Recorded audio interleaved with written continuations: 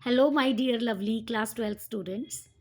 मैं आपकी English educator expressions underscore English में आज लेके आई हूँ इंग्लिश कोड 301 का ब्लूप्रिंट, जिसका मतलब है आपका जो 12th का 2025-26 का पेपर आने वाला है उसका पूरा मैं पैटर्न लेके आई हूँ कि कितने क्वेश्चंस होंगे और उनकी मार्किंग स्कीम, मार्क्स कितने कितने होंगे। सबसे पहले हम शुरू करेंगे सेक्शन ए, जो है आपका 22 मार्क्स का, जिसमें आपको दो पैसेजेस मिलेंगे। पैसेज 1 आपका होगा 12 मार्क्स का और पैसेज 2 होगा 10 मार्क्स का। इसमें आपको डिफरेंट टाइप ऑफ क्वेश्चंस मिलते हैं, जैसे कि ऑब्जेक्टिव टाइप क्वेश्चंस भी होंगे, आपको मल्टीपल चॉइस क्वेश्चंस आएंगे और आपको दो क्वेश्चन जो हैं वो 2 मार्क्स के थ्योरेटिकल भी आएंगे। थ्योरेटिकल मेरे कहने का मतलब है सब्जेक्टिव, जिसमें आपको क्वेश्चन को एक्सप्लेन करना है, राइट। ये आपको आएगा 22 मार्क्स का। सेक्शन बी है आपका राइटिंग स्किल्स सेक्शन, जिसमें टोटल मार्क्स जिसके हैं 18 मार्क्स। उसमें आपको 4 क्वेश्चंस मिलेंगे, 4 के 4 हैं आपके राइटिंग स्किल्स। ये जो पार्ट है, ये जो सेक्शन है, इसके क्यूज और हिंट्स भी पेपर में आते हैं। ये एक ऐसा पार्ट है जो बहुत स्कोरिंग है और मुझे लगता है कि हर क्लास 12th स्टूडेंट को 18 में से मिनिमम 16 एंड 16.5 मार्क्स ज़रूर लेने चाहिए, क्योंकि ये बिल्कुल भी डिफ़िकल्ट नहीं है। मैं इसके लिए स्पेशल आपके लिए वीडियोस बनाऊंगी, जिसमें मैं individually notice, invitations, letters, article and report writing अलग अलग आपको समझाऊंगी कि स्कोरिंग कैसे है ये और आप कैसे बेटर स्कोर कर सकते हो, किन चीज़ों का आपने ध्यान रखना है। हम चलते हैं क्वेश्चन नंबर 3 पे। इसमें आपको नोटिस आएगा जो 4 मार्क्स का है। इसमें चॉइस होगी, आपको 2 नोटिस आएंगे और उनमें से आपको एक अटैम्प्ट करना है जो आपको ईजी लगता है, जो आपको लगता है कि इसकी सारी क्यूज और हिंट्स जो हैं आप लिख पा रहे हो, आपको समझ आ रहा है। Choose that one, both will be notice. Question 4 भी आपको 4 मार्क्स का ही है, जिसमें आपको इन्विटेशंस एंड रिप्लाईज मिलेंगे। ज़्यादातर जो प्रीवियस ईयर क्वेश्चंस हम देखते हैं उनमें एक क्वेश्चन इन्विटेशन का होता है और दूसरा रिप्लाई का होता है। ज़्यादातर बच्चे ये सोचते हैं कि चलो मैं अकेला इन्विटेशन कर लेता हूँ या मैं अकेला रिप्लाई कर लेता हूँ। फिर भी मैं आपको सजेस्ट करती हूँ कि आप दोनों का पैटर्न अच्छे से समझ के जाएं, क्योंकि कई बार क्या होता है, हो सकता है कि इन्विटेशन का क्वेश्चन आपको अच्छे से समझ नहीं आ रहा, you can attempt reply at least, और हो सकता है कि रिप्लाई आपको अच्छे से समझ नहीं आ रहा तो आप इन्विटेशन जो है वो अटेम्प्ट कर सकते हो। फिर भी कई बच्चे जो गेस्ट पे चलते हैं, दे कैन डू इन्विटेशन और रिप्लाई। इनमें चॉइस आपको हमेशा आती ही है प्रीवियस ईयर क्वेश्चन पेपर्स के अकॉर्डिंग। दोनों में से आपको एक अटेम्प्ट करना है और आपके 4 मार्क्स होंगे। फिर क्वेश्चन 5 जो है लेटर का, इसमें अब दोनों ही क्वेश्चंस लेटर के हैं। अब डिफरेंस क्या है, एक लेटर आता है आपको जो आप एडिटर को लिखते हो, जिसमें आप अपने सजेशंस लिखते हो, राइट। और दूसरा जो है वो है एप्लीकेशन फॉर अ जॉब, ये आप किसी जॉब के लिए एप्लीकेशन लिखते हो। This will also be a letter, application ही है, ये दोनों ही लेटर हैं लेकिन उनका दोनों का कॉन्टेक्स्ट डिफरेंट है।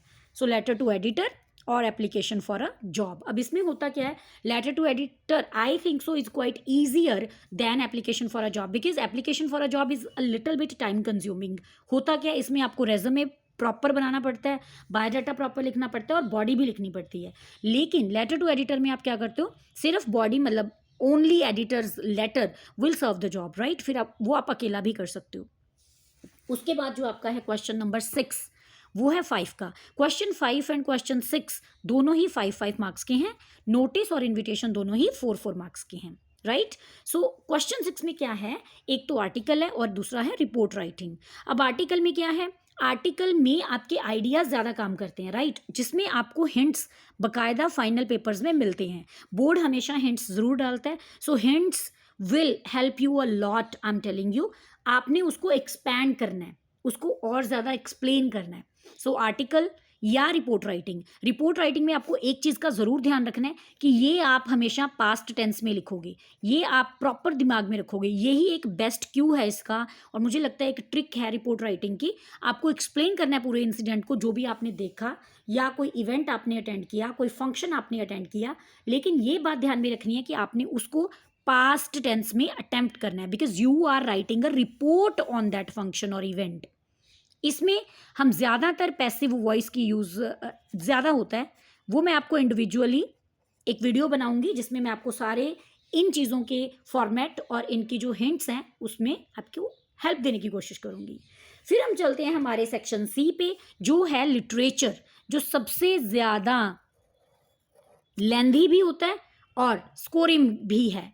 मतलब इसमें जो है 50% ऑफ द क्वेश्चंस आपको लिटरेचर में से आते हैं। इसका मतलब ये जो है पूरा सेक्शन ए एंड बी ये 50% है and section C alone is 50%। So पूरे 80 मार्क्स में से आपको 40 मार्क्स जो है वो लिटरेचर से आते हैं।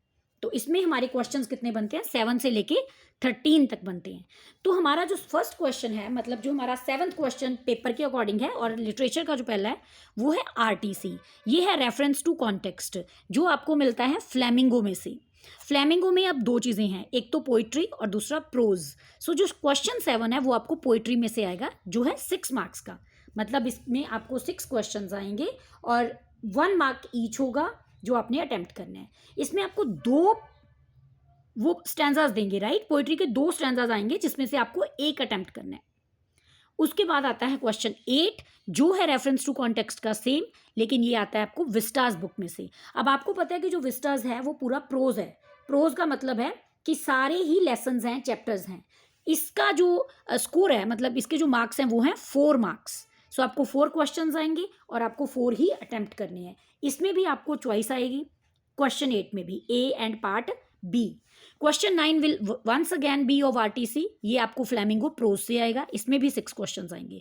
सो अगर हम बात करें फ्लेमिंगो की, पोइट्री एंड प्रोज दोनों मिला के आपको 12 मार्क्स का पेपर जो है वो रेफरेंस टू कॉन्टेक्स्ट में आएगा, राइट। सो पोइट्री में से भी 6 का और प्रोज में से भी 6 का। विस्टास जो है वो आपको 4 मार्क्स का आएगा। क्वेश्चन नंबर 10 जो है that is of short answer type questions. ये आपको आएंगे पहले फ्लेमिंगो में से। अब इसमें मिक्स आते हैं, प्रोज में से भी आएंगे और पोइट्री से भी आएंगे। इसमें आपको 6 क्वेश्चंस मिलेंगे जिसमें से आपको 5 अटेम्प्ट करने हैं, 2 मार्क्स ईच होगा, 10 मार्क्स का टोटल ये क्वेश्चन है हमारा। फिर आएगा आपको short answer questions from Vistas.